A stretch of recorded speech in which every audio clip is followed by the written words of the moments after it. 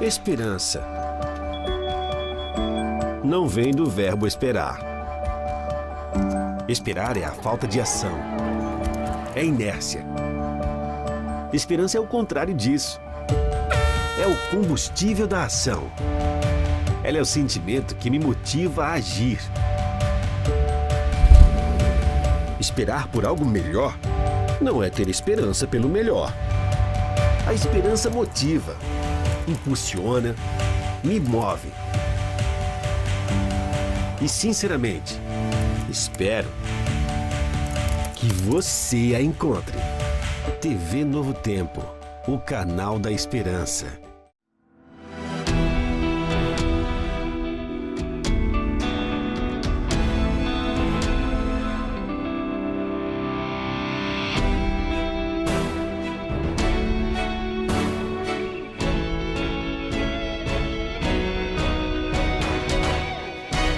Vem aí. Anjos em Ação, sábado, 1º de setembro, às 20 horas, na Novo Tempo.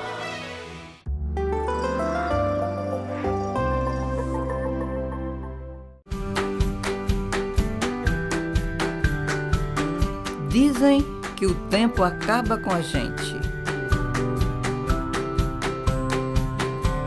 Mas é assim que a gente acaba com o tempo.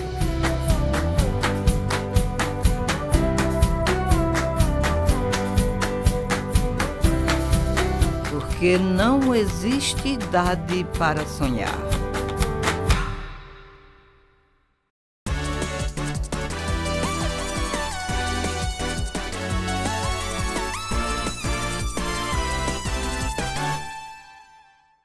Olá, boa noite. Violência contra a mulher. O Brasil registra mais de 220 mil crimes enquadrados na Lei Maria da Penha. São 164 casos de estupros por dia. O machismo que domina a nossa sociedade faz com que alguns homens se sintam superiores no ambiente de trabalho, dentro de suas casas, nas ruas das cidades. Acham que precisam dominar suas mulheres com humilhações e violência. É sobre isso que vamos falar no NT Sul Mais de hoje. A violência tão reincidente contra a mulher, a afronta de homens que se acham no direito de atacar a dignidade de mulheres e até de tirar a vida dessas mulheres. O NT Sul Mais dá voz, a partir de agora, a essas mulheres e num grito de socorro, de basta, a gente retrata o drama e denuncia essa violência. Eu e você, como parte dessa sociedade, não podemos nos calar. Se você não passa por isso, pode ajudar quem passa. Por isso eu te convido a nos fazer companhia a partir de agora. Falamos ainda dos desafios da amamentação e da prevenção à gripe que provocou a segunda morte em Cachoeira do Sul esta semana.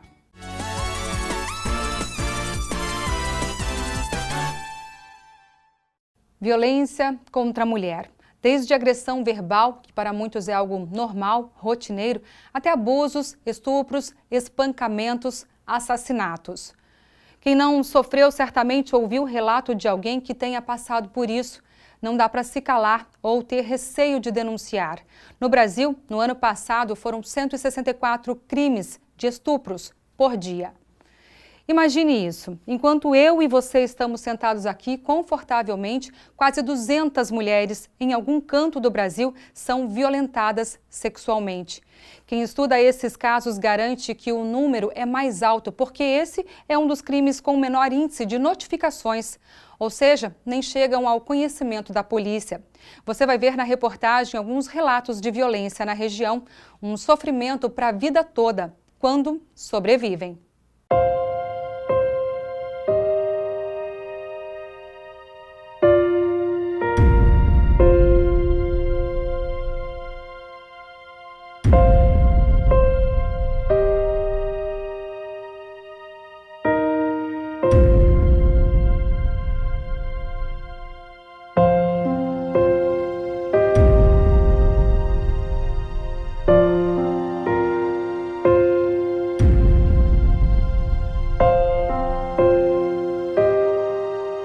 Só o que a gente quer é a paz, né?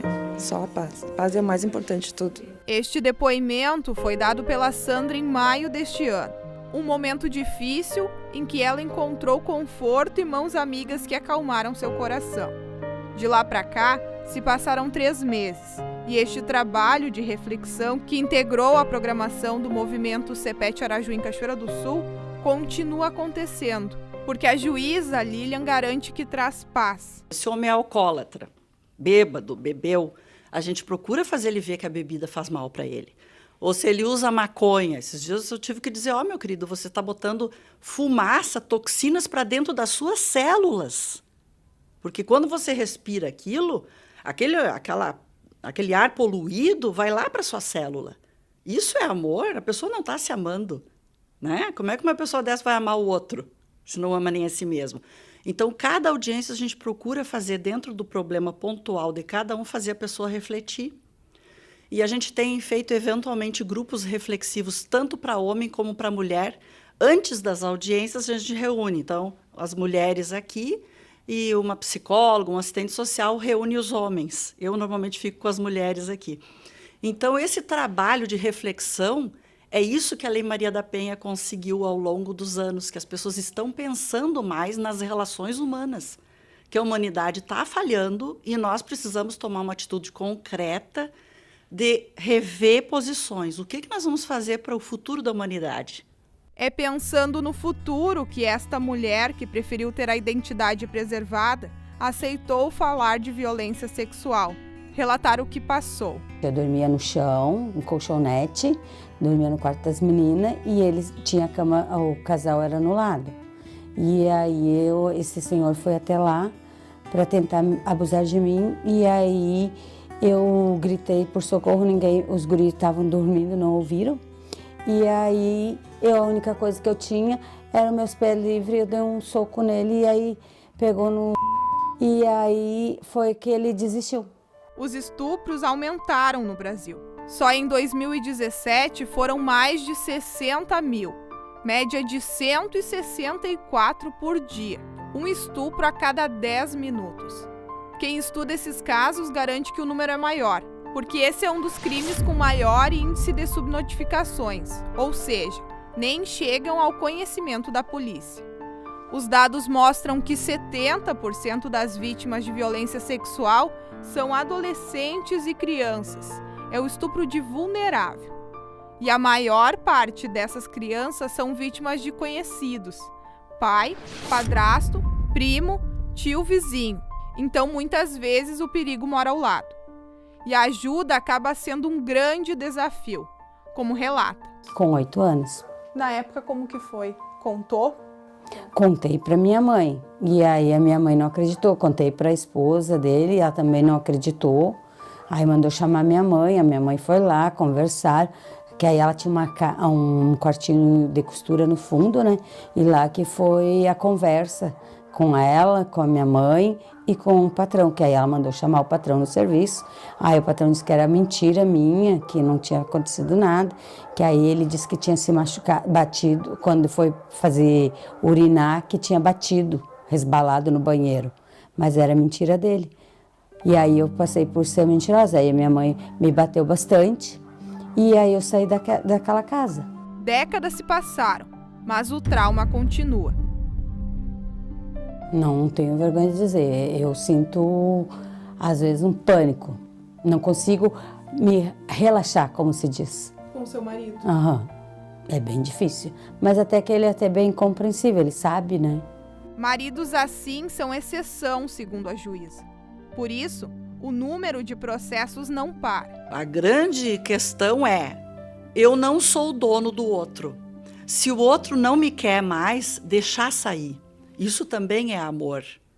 Querer prender o outro porque eu quero que a pessoa fique comigo, isso mostra um sentimento primitivo de posse, né? As pessoas não são robôs e uma coisa que eu possa comprar e ficar comigo porque eu quero manter o relacionamento, a outra pessoa é obrigada a ficar comigo. Não, se eu realmente amo e a pessoa não quer mais o relacionamento, deixa aí. Então chegou um ponto que aqui a gente tem que proibir se aproximar. Proibir se aproximar, porque não dá certo o relacionamento. Então, se um não quer, 2 não ficam, né? Então, eu tenho que obrigar o ex, né, a ficar longe. É ex-namorado que não aceita o fim do relacionamento, é ex-marido que não aceita também. Mas não dá. Geralmente os homens. Geralmente são os homens que não aceitam, é o ex que quer voltar, é o atual que não aceita o fim, né? Fazer o quê? Se não deu, eu sempre digo para os homens, tem tanta mulher por aí, e a mesma coisa para as mulheres, né? Não precisa ser esse aí. Com esse aí não deu certo. Deixa viver, deixa, larga, libera. 1 a cada 10 casamentos termina em divórcio no Brasil.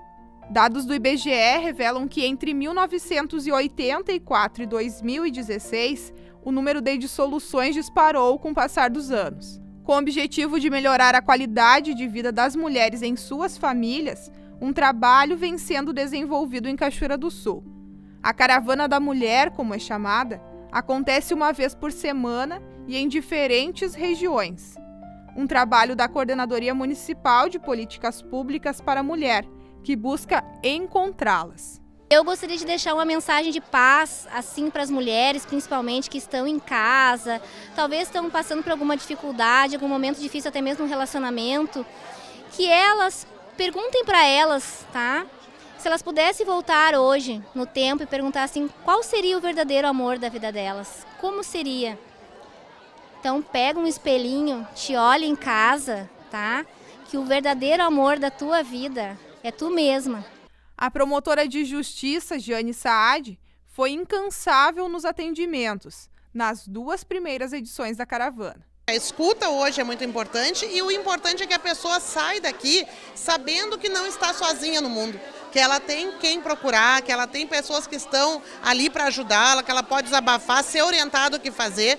Esse é o maior papel, até eu acho que é o interior, é as pessoas serem direcionadas a um caminho para uma mudança de vida e de mentalidade, de não aceitar o desrespeito. Em Santa Cruz do Sul, uma jovem de 24 anos, que estava desaparecida desde domingo, Dia dos Pais, foi encontrada por familiares em um matagal entre o Lago Dourado e o Rio Pardinho.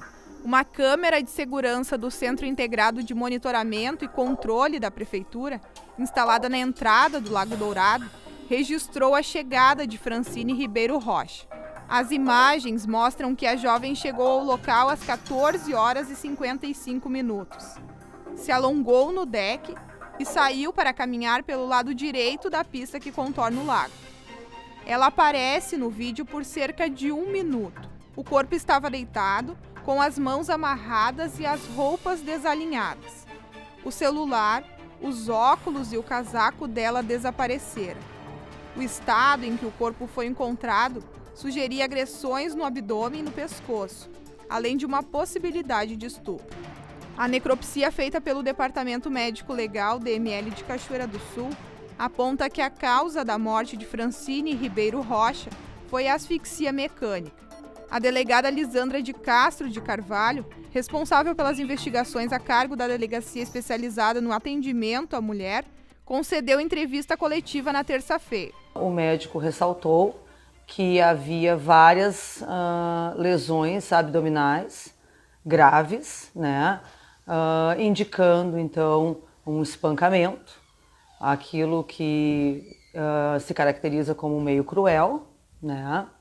E que também contribuiu para a morte junto à asfixia mecânica. Devido a essa lesão que ela apresentava no pescoço, ele acredita que isso não tenha sido feito com as mãos, mas talvez com o uso de um objeto, talvez um pedaço de pano, né, uma roupa.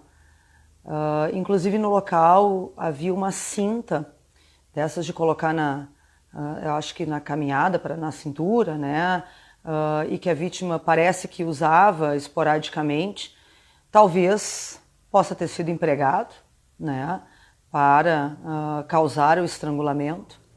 Então, essa é a causa. E ele também apontou como um fator que contribuiu para a morte uma hemorragia intensa.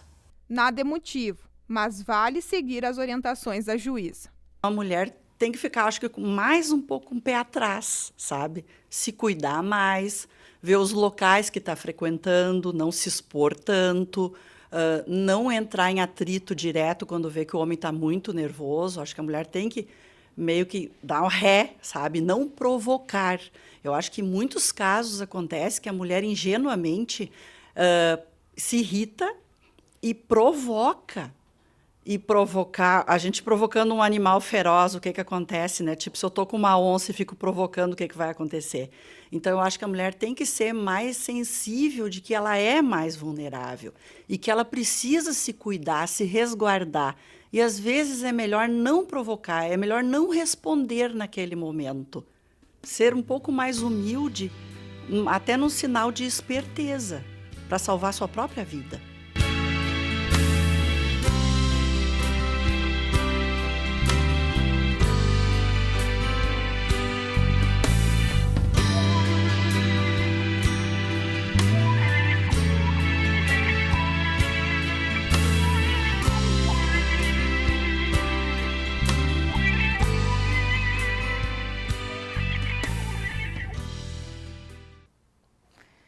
Cada dia mais se torna prioridade a necessidade de uma rede de proteção a essas vítimas e também de esclarecimento, de informação.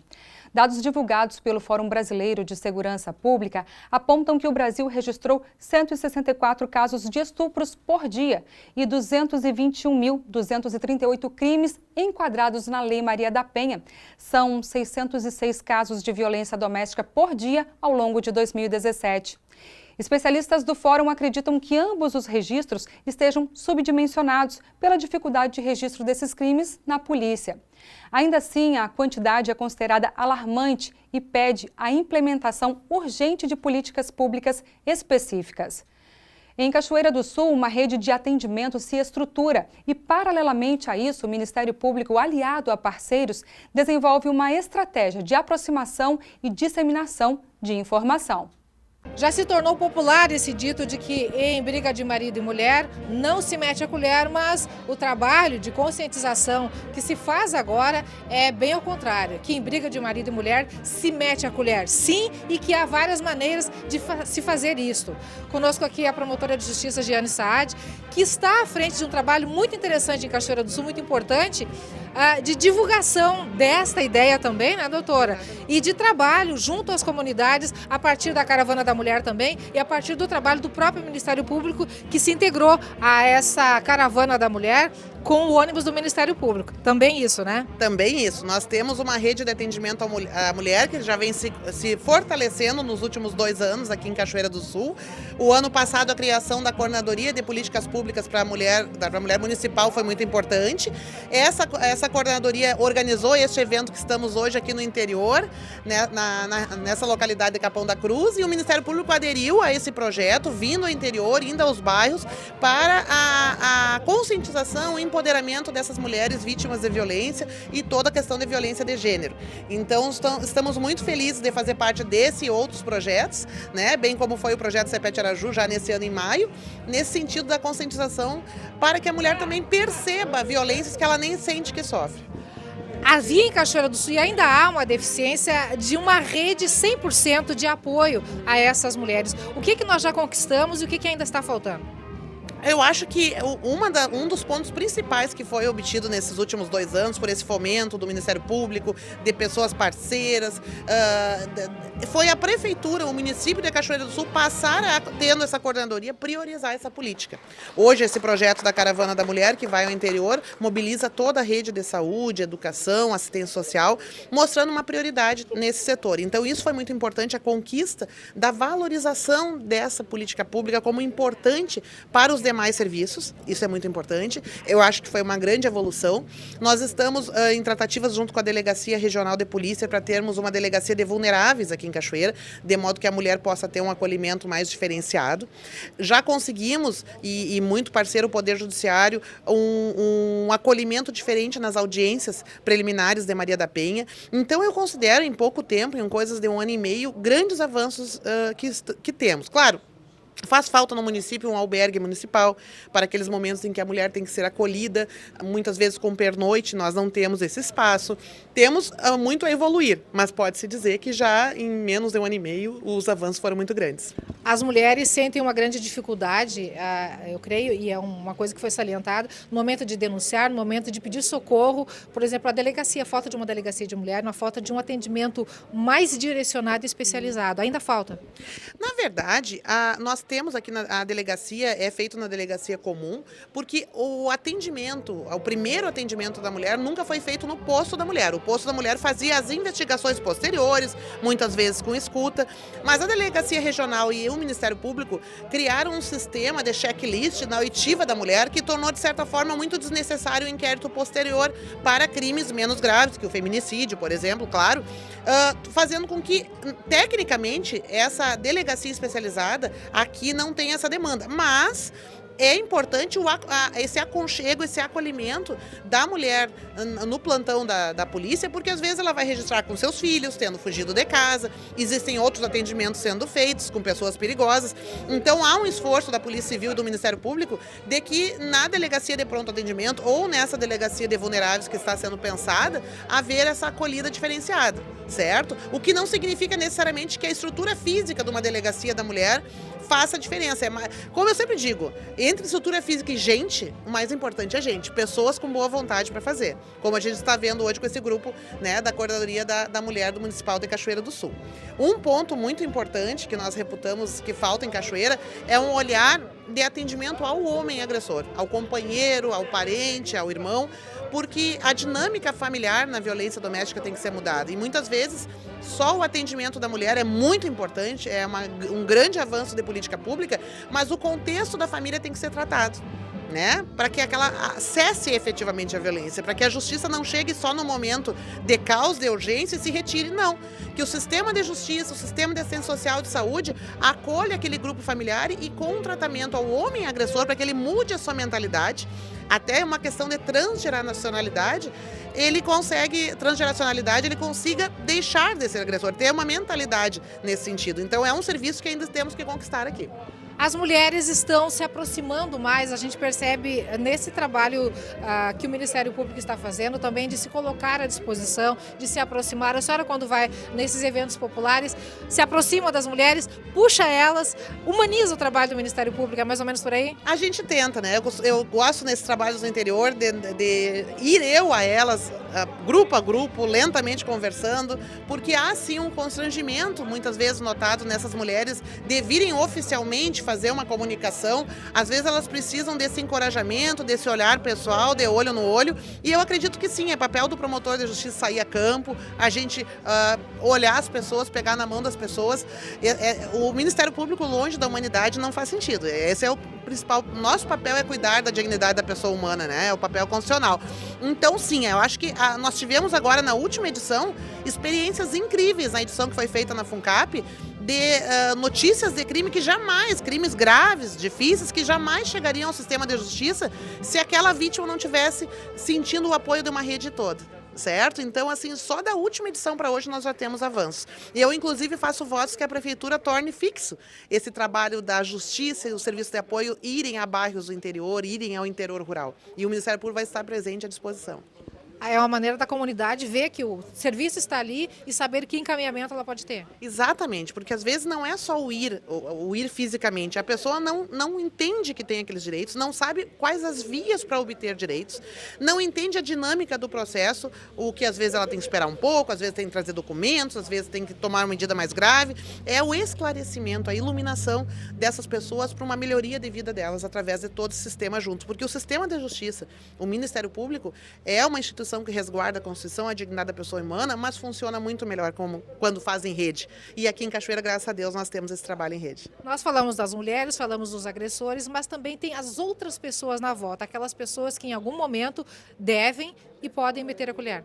Exatamente. É importante que se diga que a Lei Maria da Penha, ela refere que é dever de todos, assim como nós já tínhamos essa mentalidade na área da infância e juventude, no sentido de que quando há uma criança agredida, todos devem denunciar. denunciar, hoje essa política existe em relação à mulher também. Na última edição no FUNCAP, muitas mulheres me contaram agressões e não queriam representar. Mas como estava a representar, só para o nosso ouvinte entender, significa dizer que quer seguir o processo. Mas, como a rede estava no entorno, outros serviços vão chegar nela para um atendimento que vai fazê-la mudar a sua situação de vida de vulnerabilidade. Quer dizer, então é muito importante sim, existe essa questão, temos todos que colaborar, é o vizinho que eu estou ouvindo espancamento, nós temos que ter em mente que nessas casas em que tem as crianças vendo isso, elas precisam ser poupadas disso. O efeito psicológico em crianças que crescem no meio de violência doméstica é imenso, é devastador. Isso é gravado na mente da criança, se replica na vida adulta, gera traumas. Então, ao se denunciar, sim, o vizinho que eu estou ouvindo que está havendo um espancamento, um dissabor, não é denunciar, é colaborar. Talvez a palavra até seja erradamente. Denunciar não é colaborar para que se harmonize aquele ambiente, porque também crianças estão ali, essa mulher precisa de ajuda. Temos agora o caso dessa advogada, né, que foi brutalmente assassinada, pelo que consta já das investigações preliminares. Então, sim, em briga de marido e mulher, a sociedade tem que meter a colher. Tem um número universal para isso? Temos o número 180, que é onde a pessoa pode fazer, inclusive, a denúncia anonimamente. Essa denúncia vai a Brasília, para a Secretaria de Políticas Públicas e Direitos Humanos, e é encaminhado aos Ministérios Públicos. E a partir dessa denúncia, que nós não temos a origem, nós começamos uma investigação, Ministério Público, Delegacia de Polícia, para apurar a veracidade da denúncia ou não e aplicarem as medidas necessárias. Para a situação mudar, para a condição mudar, todo mundo tem que se ajudar. Exatamente, todo mundo tem que se ajudar. O que tem mais força, às vezes até psicológica, tem que lançar um olhar. Eu diria assim, Lena, o foco desse mundo hoje, nós que vivemos, é termos empatia, nos colocarmos no lugar do outro. Isso vale para a área da infância e juventude, a tutela do idoso, a Lei Maria da Penha, vale para a escuta, vale para sermos seres humanos melhores, nos colocarmos no lugar do outro. Acordar de manhã e pensar assim, o que eu posso fazer hoje para servir? E isso é que está faltando na humanidade, e eu acho que isso não precisa ser promotor, juiz, defensor, técnico. Não, basta ser gente e tentar fazer o seu melhor. Acabar o dia pensando quantos eu pude ajudar hoje. Obrigada por sua participação conosco mais uma vez, viu? Eu que agradeço, tudo é bom. É isso aí. Quantos eu pude ajudar hoje? Para refletir. Somos diariamente bombardeados com notícias de crimes e violência contra as mulheres, como você viu hoje aqui. Nos 12 meses do ano passado, foram registrados 4.539 homicídios de mulheres. Desses, foram considerados feminicídio pela polícia 1.133 casos. O crime é considerado feminicídio quando ocorre numa situação de violência familiar e por menosprezo ou discriminação à condição daquela mulher, o que pode aumentar a pena do criminoso em até 1/3. Será que quem mata realmente ama? O amor pode ser fatal? A psicóloga Lisiane Homerich nos leva a refletir agora.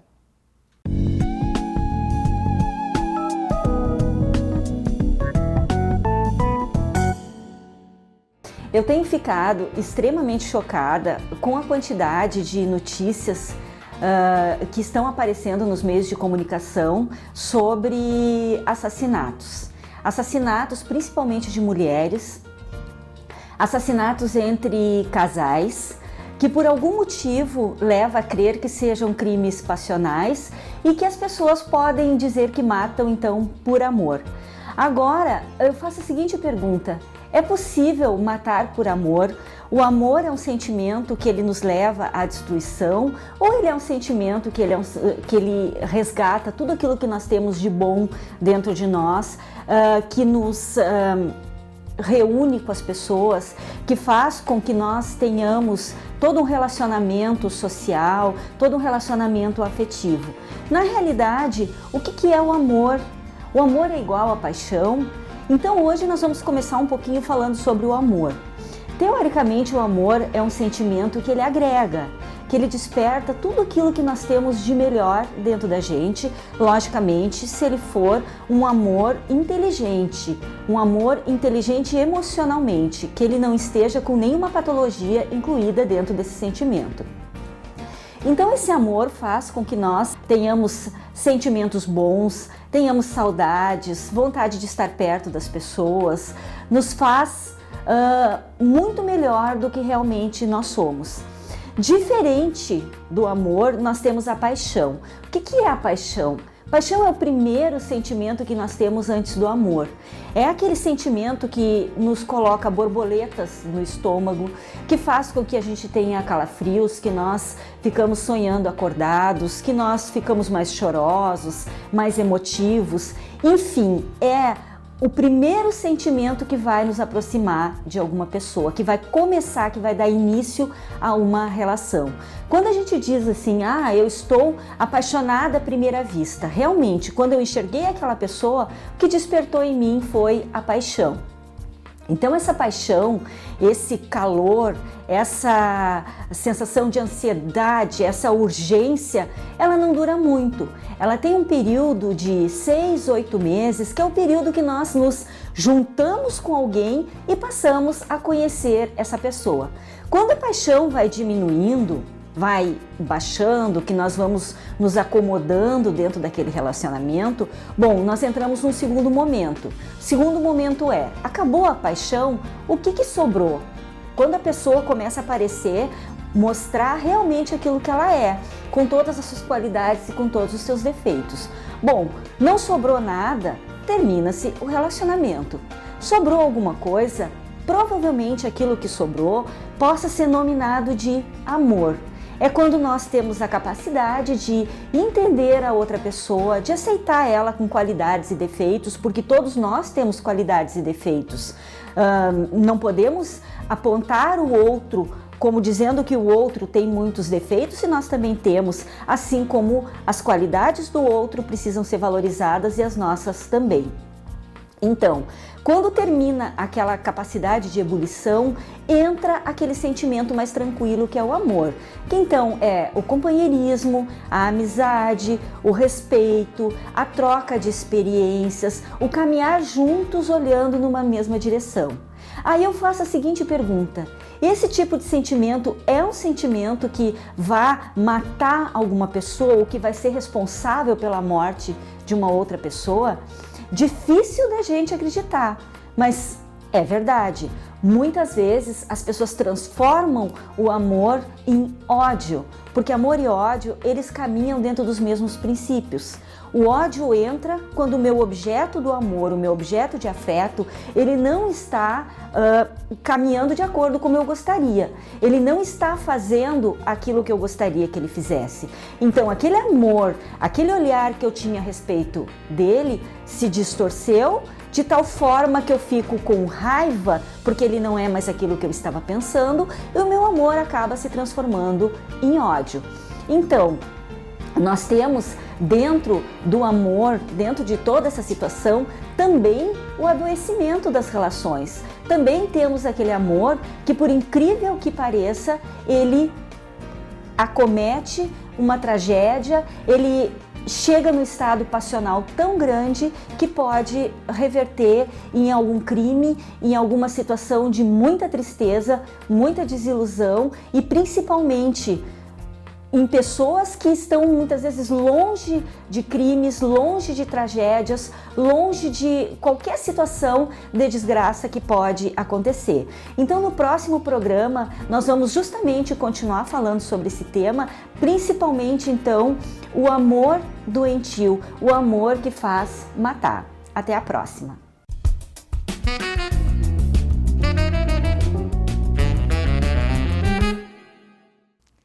Agosto é o mês de conscientização sobre o aleitamento materno.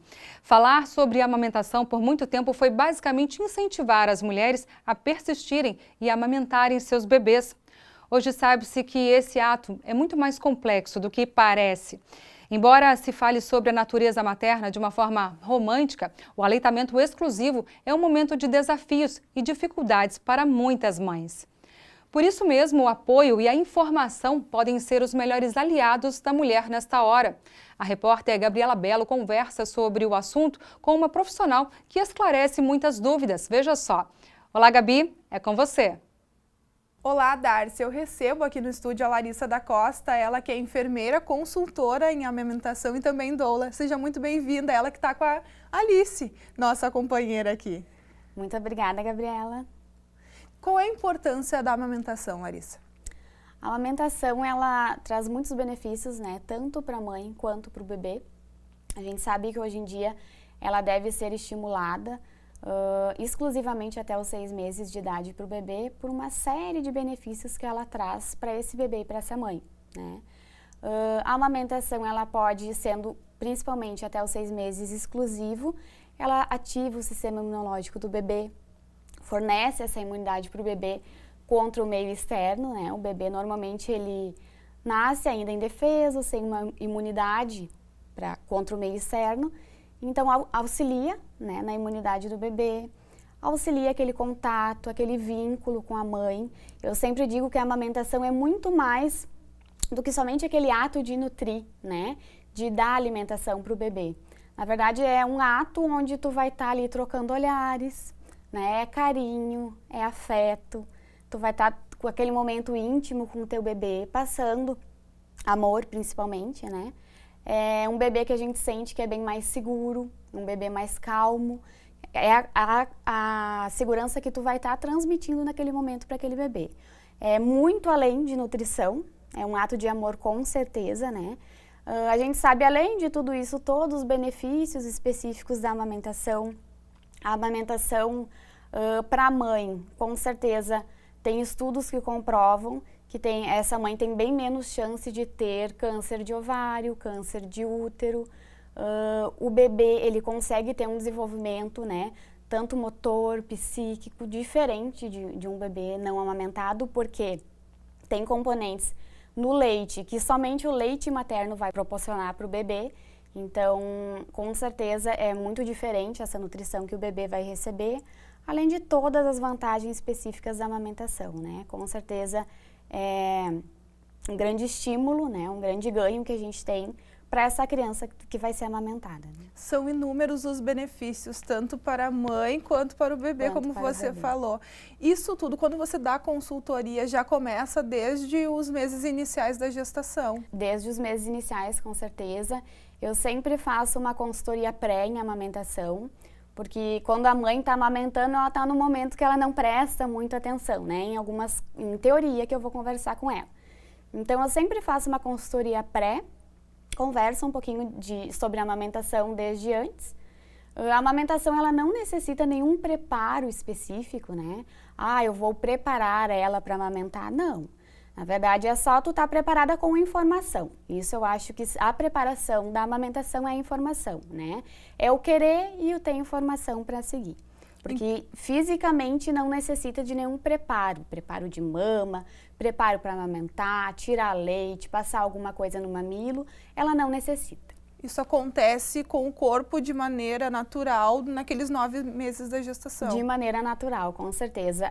O nosso mamilo, ele tem uns tubérculos que a gente chama, que ele próprio libera como se fosse um óleo de lubrificação para o mamilo. Então, não necessita passar bucha, esfregar, preparar o mamilo para amamentação, né? Isso acontece naturalmente do corpo da mulher. Tem diferença quando o parto é normal e quando é cesárea?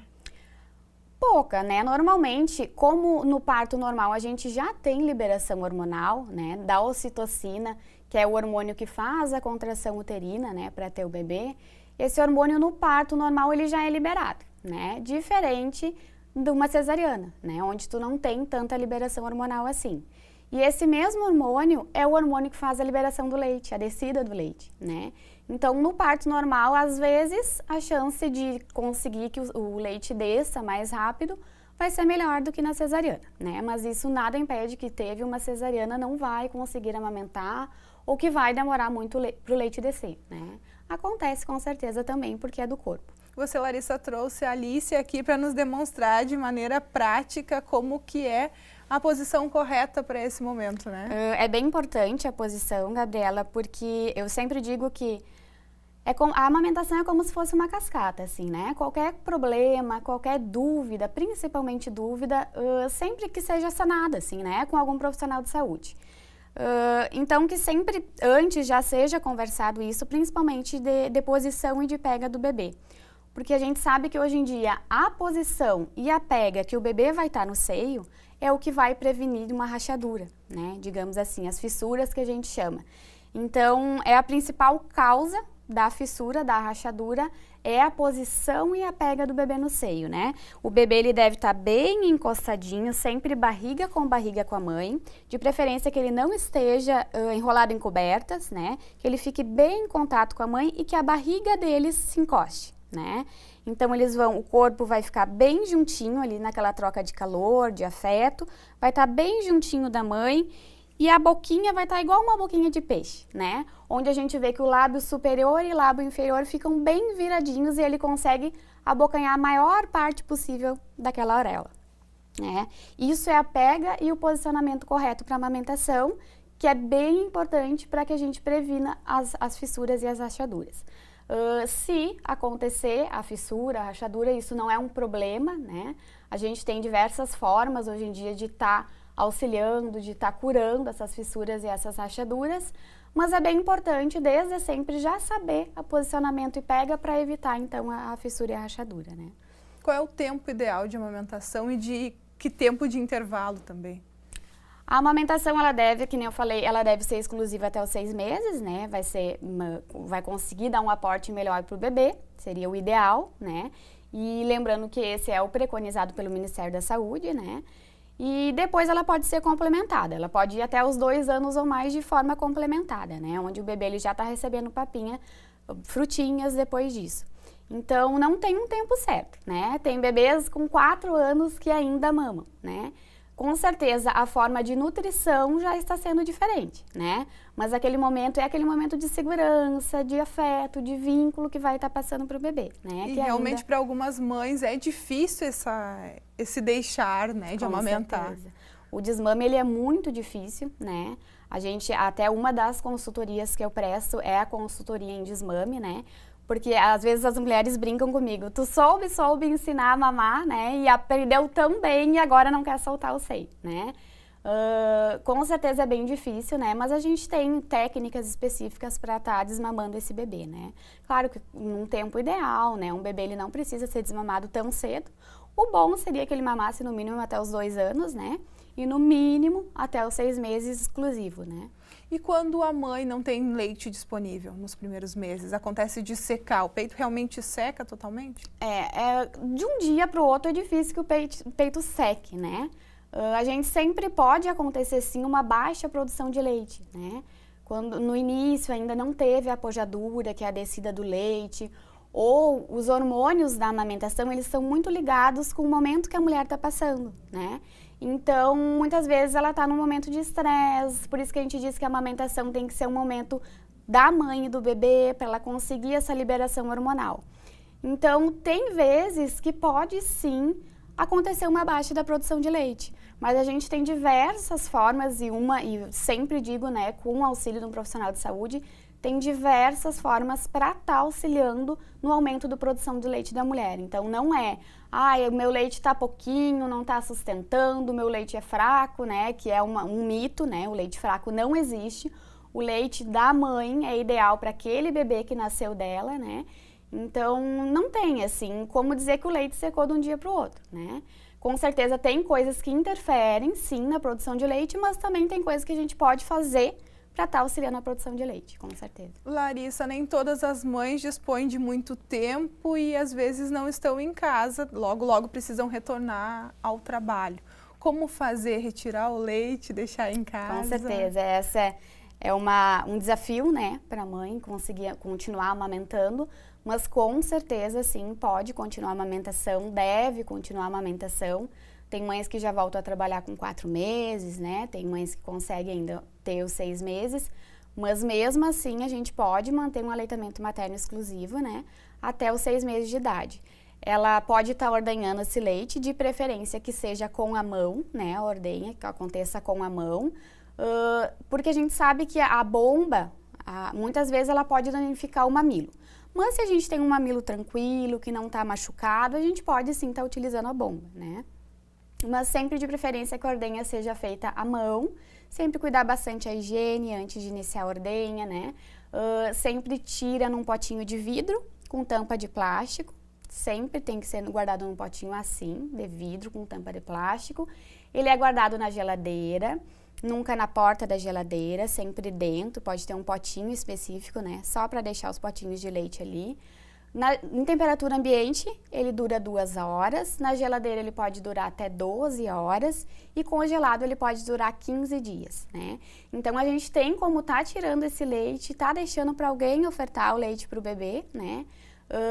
Com alguns métodos assim, né? Ou ordenha manual ou a bomba e guardando o leitinho dessa forma, né? Depois dele guardadinho ali, retira, pode aquecer no... Aquece sempre em banho-maria, né? Nunca pode ser utilizado micro-ondas, senão ele quebra as moléculas nutrientes do leite. Que bom que existe o agostourado, né? Todo esse estímulo ao aleitamento materno, porque com certeza é um ato de amor. Né? Muito, muito obrigada e parabéns pelo teu trabalho. Muito obrigada, eu que agradeço. É um ato de amor. E um outro ato de amor é se vacinar e vacinar a quem você ama. Este ano a campanha de vacinação contra a gripe ficou abaixo da meta em todo o Brasil. Entre os grupos de risco, gestantes e crianças foram os que menos receberam a vacina. No Rio Grande do Sul, 90 municípios registraram a ocorrência de influenza, inclusive a cidade de Cachoeira do Sul. Nesta semana, uma menina de 2 anos morreu por influenza A. Ela não tinha sido vacinada e, em julho, um homem de 58 anos morreu por influenza B aqui na cidade. Mesmo que a campanha já tenha terminado, alguns cuidados são essenciais para evitar a doença, que pode matar. No ano de 2017, o Rio Grande do Sul registrou 46 óbitos por gripe A. Neste ano de 2018, até a primeira quinzena do mês de agosto, já foram 54 óbitos. Cachoeira do Sul registrou 1. E esses óbitos acontecem geralmente entre crianças com menos de 10 anos e adultos acima de 50 anos. Deste público, 70% não se vacinou. Nós vamos falar sobre esse assunto, sobre gripe A, até porque informar é a nossa principal missão e desmistificar muitos assuntos. Para tanto, nós convidamos o médico clínico geral e também nefrologista, o Dr. Pedro Aurélio, que é médico do SUS, sabe bem a realidade das periferias de Cachoeira do Sul, enfim, do serviço de saúde de Cachoeira do Sul e também do estado. Dr. Pedro Aurélio, essa situação de gripe A, de incidência, de óbitos, enfim, é preocupante. Boa tarde. Boa tarde. Sim, é preocupante na medida em que foi feita uma campanha pelo Ministério da Saúde bastante ampla, com bastante divulgação, e a aderência a adesão a essa chamada do Ministério da Saúde para vacinação, principalmente, ela ficou bastante aquém daquilo que se esperava. Talvez porque as pessoas estejam um pouco desinformadas ou talvez distorcendo algumas informações. Por diversos motivos, o comparecimento para vacinação ficou aquém do que nós tínhamos idealizado. Logo que surgiu essa questão da gripe A, bateu o pavor, o pessoal queria porque queria vacina. A vacina está aí agora, os chamamentos são feitos, as divulgações, inclusive, muitas informações estão disponíveis à população e as pessoas resistem de uma certa maneira e as mortes estão acontecendo, né? Sim. Lamentavelmente, dá-se muito crédito, que se percebe atualmente, a informações distorcidas, como por exemplo assim, a vacina não faz efeito desejado, a vacina pode fazer mal para as pessoas, a vacina tem risco. Então tem uma série de informações que não são corretas e as pessoas acreditam naquilo ali e deixam de fazer a vacina, que na verdade protege. A vacina protege principalmente contra as formas graves do influenza, que não é só o influenza A, é o influenza B também, porque nós temos vários casos causados pela influenza B. Na verdade, a vacina ela é trivalente, ela é composta por 3 tipos, 2A e 1B, então é trivalente, pega os 3 principais vírus que circulam nessa época do ano. As pessoas que fazem vacina, muitas pessoas, me vacinei, não vou gripar, ou vacinei e eu gripo igual, mas sabe que não é gripe A, é mais ou menos por aí, né? Sim, basicamente isso. Elas estarão protegidas para as formas mais graves, aquelas formas de gripe que muitas vezes levam à hospitalização e com algum risco de vida para o paciente.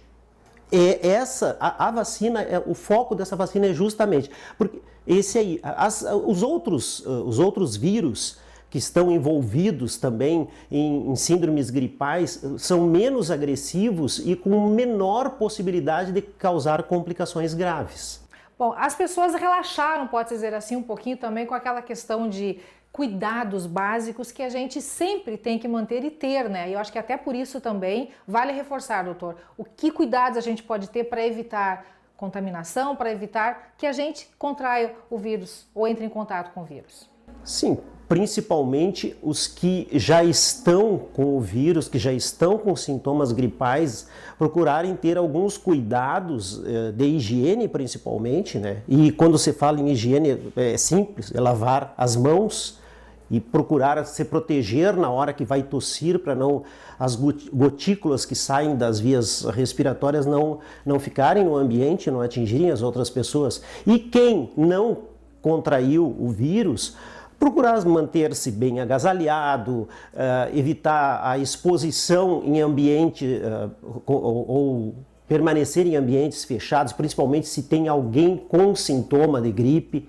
Então, boa alimentação equilibrada e fazer a vacina antecipadamente. Prevenir. Agora não tem mais como fazer, porque a vacinação encerrou, nós não disponibilizamos mais da vacina e quem for contaminado vai ter que se medicar, vai ter que procurar uma unidade de saúde, um atendimento como o UPA, por exemplo, para receber o oseltamivir, que é o Tamiflu, e que trata e evita que essa pessoa fique transmitindo o vírus. Na verdade, a gente está numa outra etapa agora, né? Porque antes a gente falava muito vacina. Quem era do grupo de risco e que deveria ter se vacinado e não vacinou, perdeu a vez, as vacinas que sobraram foram disponibilizadas à população e agora não tem mais. Agora não tem mais, só algumas clínicas particulares que ainda tem, aí a pessoa, se quiser, pode procurar. Mesmo assim, é sabido que o pico mesmo de defesa vai ocorrer mais ou menos um mês depois que a pessoa se vacinou. Então, quer dizer, a pessoa pode agora procurar uma clínica de vacinação e já estar com o vírus incubado, aí recebe a vacina, mas já está com o vírus e vai se manifestar. Os sintomas gripais vão se manifestar igual. Não vai resolver muito. O negócio é se cuidar. Agora estamos na fase de cuidados. Cuidados e às vezes mesmo as pessoas se cuidando acabam se contaminando porque nós temos muito contato com as pessoas, assim, convivemos em comunidade, então é difícil de uma pessoa não entrar nesse momento em contato com alguém que está com os sintomas das viroses respiratórias. Se acontecer de contrair uma gripe, tem medicação. Não tem que entrar em pânico, procura um atendimento médico. No caso, um atendimento de urgência, teria que ser a UPA ou a emergência do hospital, que existe o medicamento oseltamivir, que é o Tamiflu, conhecido Tamiflu, que é um excelente medicamento e na maioria das vezes resolve a questão. O que define a condição de uma gripe comum da gripe A? Bem, é preferível falar assim, gripe, não classificar como A, porque nós temos 3 vírus que circulam habitualmente e que causam a chamada influenza. Gripe é um nome popular, certo? Agora, não podemos confundir gripe com resfriado. Às vezes a pessoa está com resfriado. O que é o resfriado? O resfriado comum é uma coriza, está escorrendo o nariz, uma secreçãozinha do nariz, uma leve irritação na garganta, às vezes um pouquinho de tosse e mal-estar. Não passa disso aí. O quadro gripal, que se chama síndrome gripal, é diferente. O que a pessoa vai apresentar para dizer que é uma gripe? Está com uma gripe. Se é A ou se é B, o vírus, não dá para saber, mas caracterizar o que é uma síndrome gripal é importante. Como que ela se apresenta? Tosse, febre, dor de cabeça, cefaleia, calafrios, mal-estar e muita dor no corpo, dores musculares, as mialgias, que a pessoa às vezes assim, puxa, parece que passou um veículo por cima de mim, me dói tudo, me dói da cabeça aos pés. Então essa situação de dores no corpo, principalmente a parte muscular, a pessoa se sente fraca, com muita fadiga, prostrada, isto é gripe, e tosse muito, isto é gripe. A pessoa fica depauperada, normalmente não consegue nem fazer as suas atividades. Então, isso nós podemos dizer, é uma gripe, não é um resfriado. E nesse caso, a pessoa tem que procurar atendimento médico. O médico que vai definir qual a situação. E o médico vai definir se ela vai precisar tomar o medicamento ou não. Fica aí o recado, não existem mais vacinas disponíveis, a não ser particulares, a gente já mencionou isso, mas o alerta para as pessoas, né, de que quando se fala em campanha de vacinação, quando se disponibiliza a vacina, corre e faz. Exatamente. Assim, ó, a vacina é segura, raramente ela poderá provocar algum efeito adverso na pessoa, e é sabido que se a pessoa costuma se vacinar ano a ano, a imunidade da pessoa vai melhorando também, porque ela é cumulativa.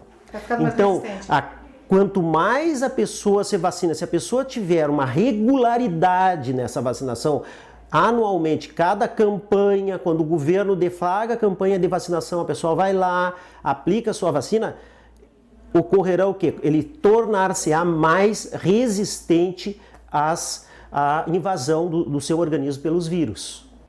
Álcool gel também é uma figurinha importante nessa época. No sentido de se preservar, né? de contaminar com superfície. Porque o vírus ele pode ficar na superfície, no aço, na madeira, no plástico, ele pode ficar e ali permanecer por horas. Aí eu entro num detalhe que eu não faz muito tempo eu aprendi, mas nessas andanças a gente aprende, eu acho que vale mencionar. A questão do protocolo do espirro, do protocolo da tosse, que mudou nos últimos tempos, que antes a gente espirrava e tossia era aqui. Exatamente, não se usa a mão. É aqui. Não, usa a dobra do justamente para prevenir essas contaminações. Para prevenir a mão, porque a mão pega a maçaneta da porta, a mão pega a direção, a mão vai no ônibus e pega...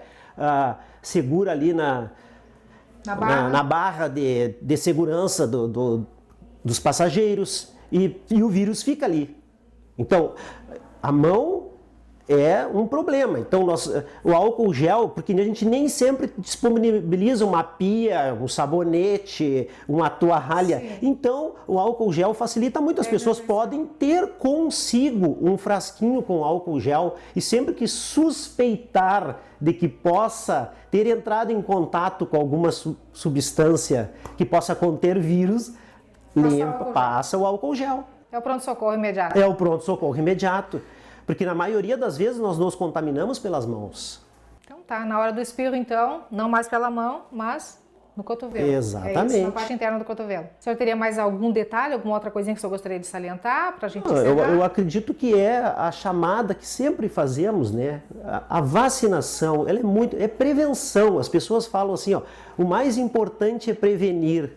Não existe uma prevenção mais eficaz do que a vacinação. Para a gripe, é a vacinação. Ponto final. Ponto final. Obrigada mais uma vez. Certo. O NT Sul Mais termina agora. Continue conectado com a gente pelas nossas redes sociais. Uma boa noite para você. Cuide-se. A gente se vê.